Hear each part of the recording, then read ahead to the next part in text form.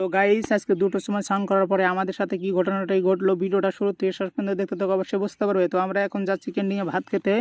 ভাত খাওয়ার পর আমি একটা ফ্লিপকার্টে টি শার্ট অর্ডার করেছিলাম। টি শার্টটা অনেক লুজ হয়েছে, তাই ভাবলাম টি শার্টটা ফিটিং করতে যাবো বাজারে যাওয়ার জন্য আমাদেরকে যেতে হবে বাসে করে। তাই এখানে কিছু টাইম ওয়েট করলাম। ওয়েট করার পর বাসটা চলে আসলো, তারপরে বাসে উঠে পড়লাম। ওর কিছুক্ষণ পরে আমাদেরকে বাজারে নামিয়ে দিল।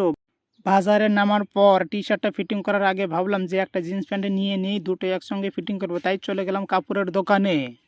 তো দোকানে গিয়ে দোকানদার ভাইকে বললাম যে ভাই, আপনার এখানে যত ধরনের জিন্স প্যান্ট আছে সবগুলোই জিন্স প্যান্ট আমাকে দেখাও। তো দোকানদার ভাই দেরি না করলে আমাকে অনেক ধরনের জিন্স প্যান্ট দেখালো। তো অনেকগুলো জিন্স প্যান্ট দেখার পরে আমার এই জিন্স প্যান্টটা পছন্দ হয়েছে। কালারটাও অনেক ভালো লাগছে গাইস, অনেকই খুব ভালো লাগছে।